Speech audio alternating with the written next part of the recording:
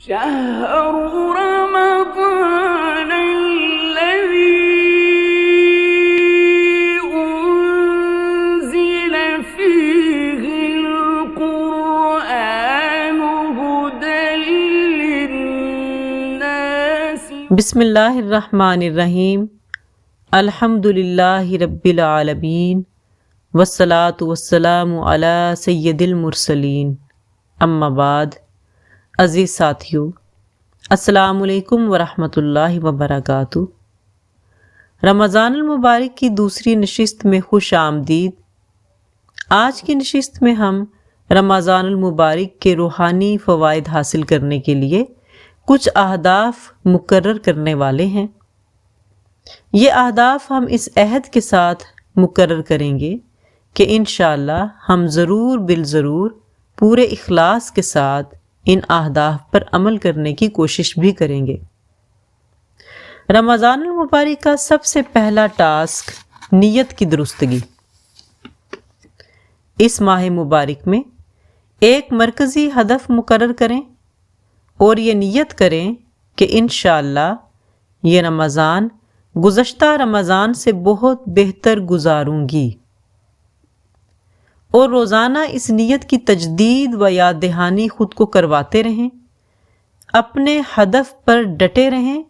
انشاءاللہ یہ رمضان قرب الہی پروجیکٹ بن جائے گا، بشرط یہ کہ یہ تمام اذکار مسنون ہوں، قرآنی ہوں۔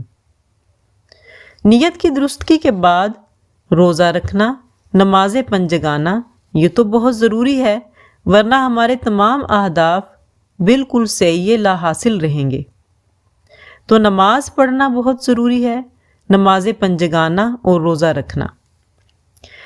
رمضان المبارک میں اس کے بعد سب سے بڑی اور مستحب عبادت قرآن کریم کی تلاوت ہے، کیونکہ روزہ جسم کو جھکاتا ہے تو قرآن دل کو اٹھاتا ہے۔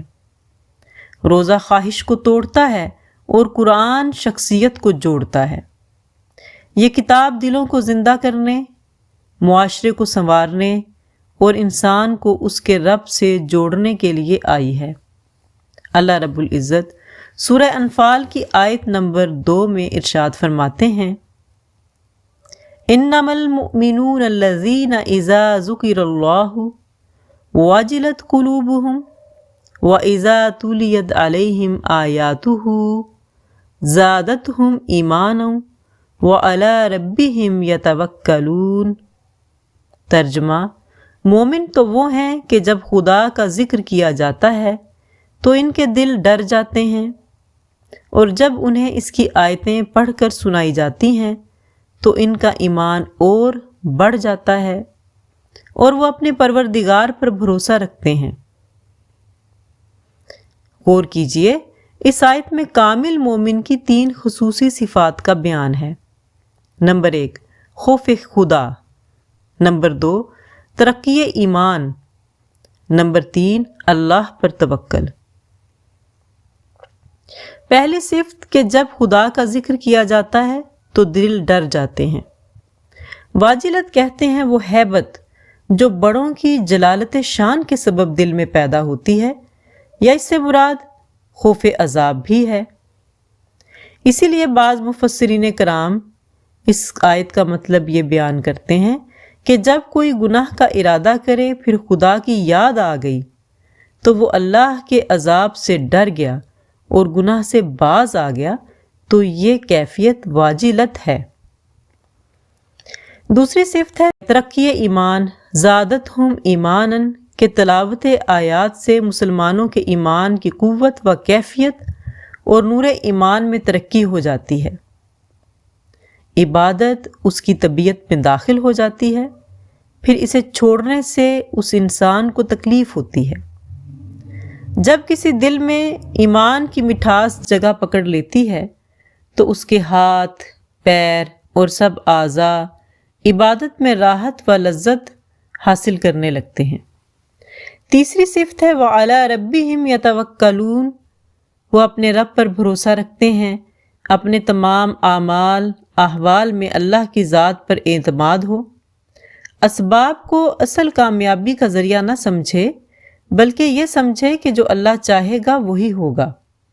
اپنے دل و دماغ کو صرف ساری تدبیروں اور اسباب میں الجھا کر نہ رکھے۔ تو پتہ یہ چلتا ہے کہ رمضان کا اصل ذوق تلاوت قرآن ہی ہے، مگر ذرا سوچئے، ہم رمضان میں قرآن تو ختم کر لیتے ہیں، مگر کیا قرآن ہمیں ختم کرتا ہے؟ کیا وہ ہمارے تکبر کو توڑتا ہے؟ کیا وہ ہماری زبان کو نرم اور دل کو نرم تر بناتا ہے؟ صحابہ کرام تو رمضان میں قرآن کے ساتھ خاص تعلق قائم کر لیتے تھے۔ امام مالک رحمۃ اللہ علیہ رمضان آتے ہی درس و تدریس چھوڑ کر صرف قرآن کی طرف متوجہ ہو جاتے تھے۔ یہ مہینہ گویا قرآن کے ساتھ خلوت کا مہینہ ہے۔ لیکن اب خواتین کے لیے سوال یہ پیدا ہوتا ہے کہ ہم اتنا ٹائم کہاں سے لے کے آئیں کہ ہم زیادہ سے زیادہ قرآن کی تلاوت کر سکیں، کیونکہ ہمارے پاس تو گھر کی ذمہ داریاں بھی بہت زیادہ ہیں۔ الحمدللہ قرآن کا بہت سا حصہ ایسا ہے جو ہمیں زبانی بھی یاد ہے۔ اگر ہم انہیں چلتے پھرتے اپنے کچن ورکنگ میں یا روزمرہ کاموں میں انہیں ساتھ ساتھ پڑھتے رہیں تو انشاءاللہ تعالی ہمیں تلاوت قرآن کا بہت زیادہ فائدہ حاصل ہو جائے گا۔ قرآنی اذکار کا نام ہم انہیں دیں گے۔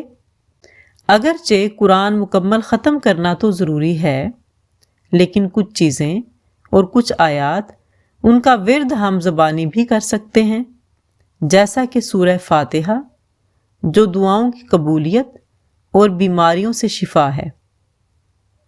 دوسرا زبانی ذکر سورۃ البقرہ کا آخری رکوع۔ نبی کریم صلی اللہ علیہ وآلہ وسلم کا فرمان ہے، جس گھر میں یہ دو آخری آیات پڑھ لی جائیں تو شیطان اس گھر سے دور ہو جاتا ہے۔ گھر میں برکت، سکون لاتی ہے اور شیطانی وسوسوں سے محفوظ رکھتی ہے۔ نمبر 3، سورہ حشر کی آخری آیات ضرور پڑھیں۔ اسے پڑھنے کا طریقہ ہے: اعوذ باللہ السمیع العلیم من الشیطان الرجیم، بسم اللہ الرحمن الرحیم۔ تعوذ اور تسمیہ کو اس طرح پڑھنے کے بعد سورہ حشر کی آخری آیات تلاوت کریں۔ اگر صبح پڑھ لی جائیں تو شام تک کسی کو موت آ جائے تو وہ شہید ہوگا، اور اگر شام کو پڑھ لی جائیں تو صبح تک موت آ جانے پر شہادت کا ثواب ملے گا۔ اس کے علاوہ آیت الکرسی ہم سب زبانی پڑھ سکتے ہیں۔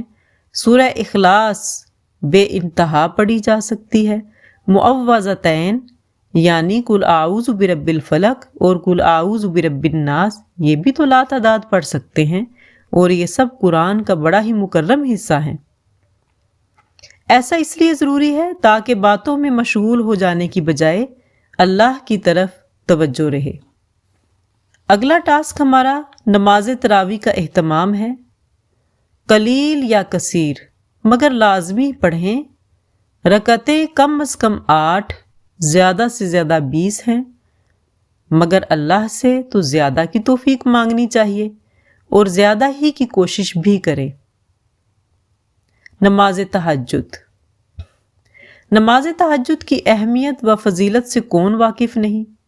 جتنی رکعتیں بھی میسر آئیں لازمی پڑھیں، اگرچہ 2 رکعت ہی کیوں نہ ہوں۔ 2 رکعت ہی پڑھنے پر اکتفا کر لیا جائے تو یہ بھی بہت بڑا فائدہ ہے ہمارے لیے۔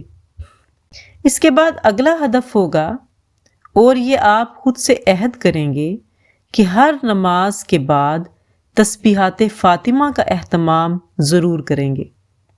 سبحان اللہ 33 مرتبہ، الحمدللہ 33 مرتبہ، اللہ اکبر 34 مرتبہ، یہ لازمی پڑھنا ہے، یہ خود سے عہد کر لیں۔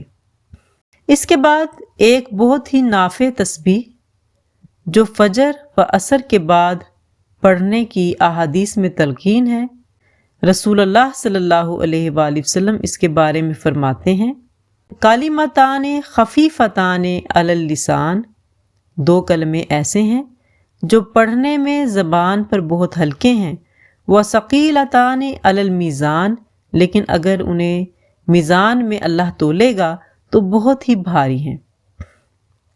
یہ میزان عمل کو کم وقت میں بھر دینے والی، پڑھنے میں زبان پر ہلکی پھلکی ہے، تسبیح ملائکہ کہلاتی ہے، فقر و تنگ دستی کو دور کرتی ہے، اور رزق کی فراغی کے لیے دل میں نیت رکھتے ہوئے کہ اللہ ہمارے دسترخوان کو وسیع کرے اور کبھی بھی ہمیں مقروض اور مجبور نہ کرے، پورا رمضان نماز فجر اور نماز عصر کے بعد پڑھ لیجئے۔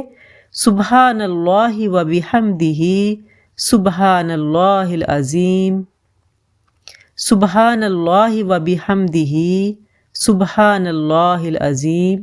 یہ ہمارا خاص ہدف ہوگا نماز فجر اور نماز عصر کے بعد انشاءاللہ، اور ہم نے اسے چھوڑنا نہیں ہے۔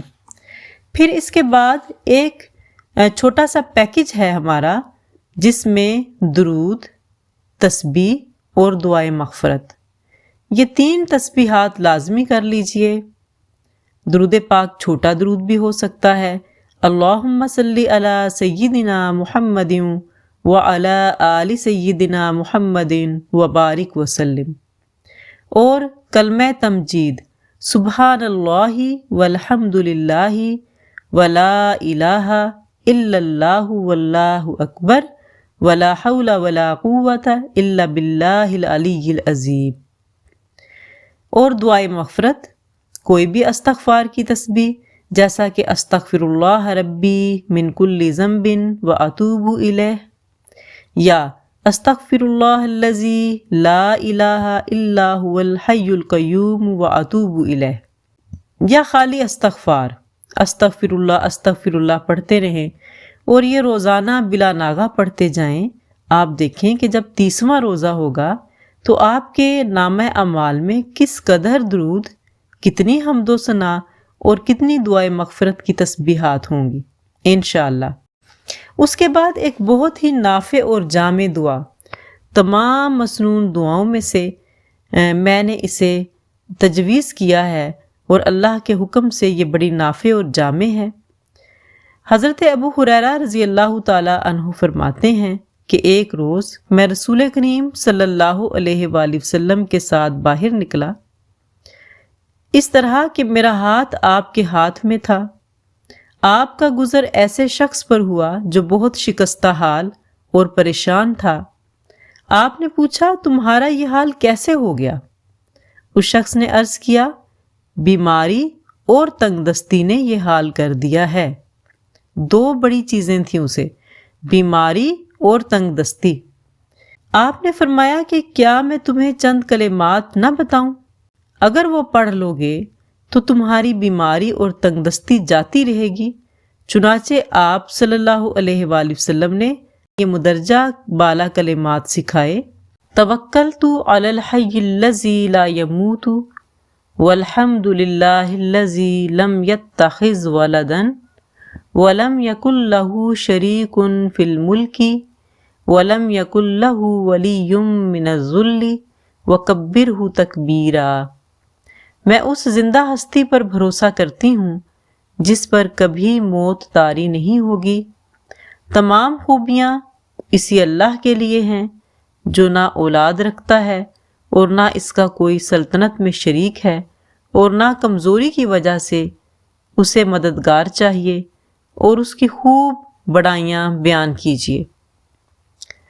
عزیز طالبات، یہ سورہ بنی اسرائیل کی آخری آیت ہے، لیکن اس کا اوپر کا حصہ توکلت علی الحی الذی لا یموت، یہ نبی کریم صلی اللہ علیہ وآلہ وسلم نے رکھا اور اسے بطور دعا تنگ دستی اور بیماری دور کرنے کے لیے تلقین فرمایا ہے۔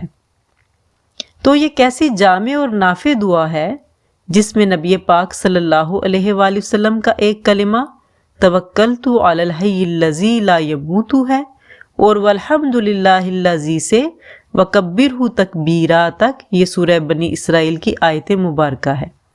گویا قرآنی و مسنون دعا کو لازم پکڑنے سے 2 بہت بڑے انسانی مسائل کا حل، یعنی بیماری اور تنگ دستی کا حل رکھا گیا ہے۔ تو رمضان المبارک میں اس دعائے مبارکہ کو ورد زبان رکھیے، اس کا اسکرین شاٹ بنا لیں اور اسے پڑھتے رہیں۔ اس کے کچھ عرصے بعد آپ اس کی طرف تشریف لے گئے تو اس کو اچھے حال میں پایا۔ آپ نے خوشی کا اظہار فرمایا۔ اس نے عرض کی، یا رسول اللہ صلی اللہ علیہ وآلہ وسلم، جب سے آپ نے یہ کلمات بتائے ہیں میں پابندی سے انہیں پڑھتا ہوں۔ اگلا ٹاسک ہے صدقہ و خیرات۔ چونکہ رمضان المبارک غمخواری کا مہینہ ہے، بس صدقہ خیرات بھی اپنے خاص اہداف میں شامل کر لیجئے۔